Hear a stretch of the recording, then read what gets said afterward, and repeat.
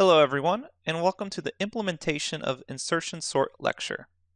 So just a quick reminder, Insertion Sort builds that final sorted array or list one item at a time. It's much less efficient on large lists than more advanced algorithms, such as quick sort, heap sort, or merge sort. So again, here are your resources for review in the accompanying Jupyter notebook, and here's the function that we're actually going to code out and go ahead and try ourselves. So let's go ahead and jump to the live code and check it out.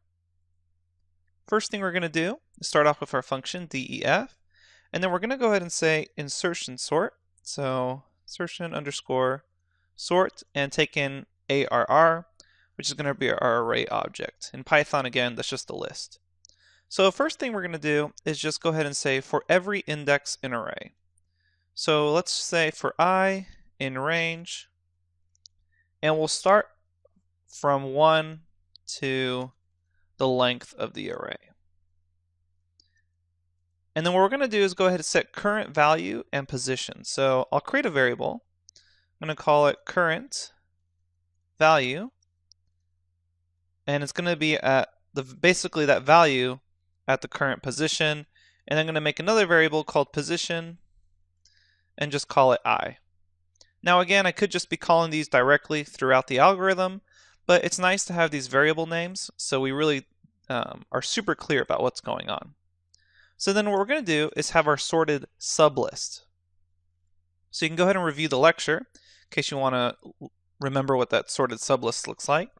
But basically what we're going to do here, let me scroll down a bit, is say while position is greater than 0 and the value at position -1, so that previous value essentially, is greater than the current value,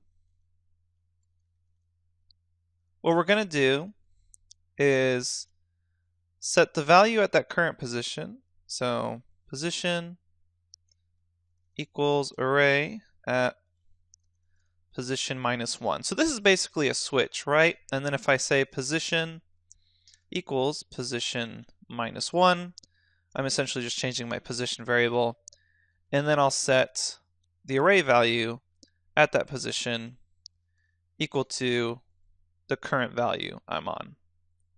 Okay, that's essentially it. That's the sorted sublist that we're creating here, and that's the insertion sort. So let's go ahead and run it, make sure it all worked out, and then we'll go again line by line, a quick review of what we've done. So we'll run that, and let's go ahead and take an array.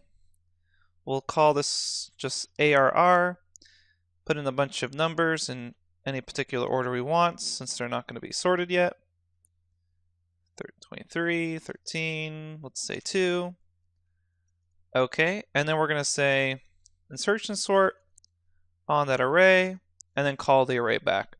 Again, notice, just as a reminder, I don't have a return function anywhere in my, I don't have a return keyword anywhere in my array. So I have to manually call it out when I say ARR here. Let's go ahead and make sure it worked. Okay, awesome. We have our sorted array. So let's just go ahead and go line by line one more time. What's actually happening here in our function that we just created. Let me zoom out so we can get the whole picture here. All right, so looking at this code, let's just remind ourselves that here in this implementation of insertion sort, showing here that there are again n-1 passes to sort n items. So that's why this iteration starts at position 1 and then moves all the way through position n-1. So remember, because of indexing starts at 0 and because of the way range works, this is 1 and this is actually n-1. So as there are, well, this is n, but the actual range that we'll put out is n-1. So let me just go ahead and make sure everyone's clear on that. So if I pass in range from 1 to length of r, and I'll define r as just 1, 2, 3, then you'll notice I get 1, 2. So it goes from 1 to n-1 here.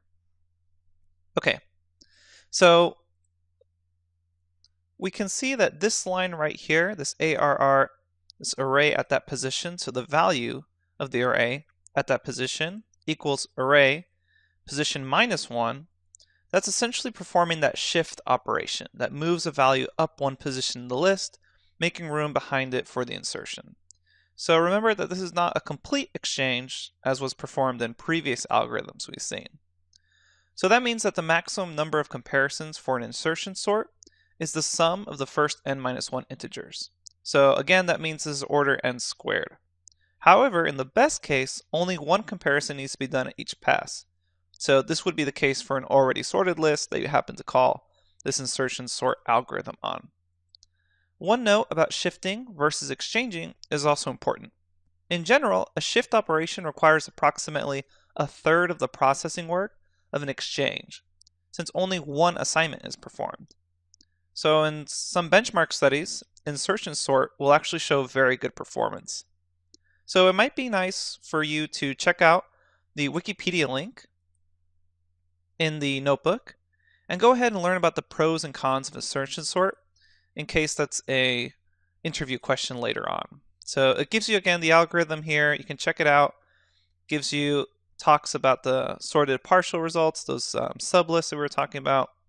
And it'll also give you information on the best, worst, and average cases with a nice discussion here that you can prepare for your interviews with. Okay, so those are the basics, and that's just the implementation of insertion sort. You can go ahead and check out the previous lecture if you want, again, a background on that theory, but that's really all there is to the implementation. All right, thanks everyone, and I will see you at the next lecture.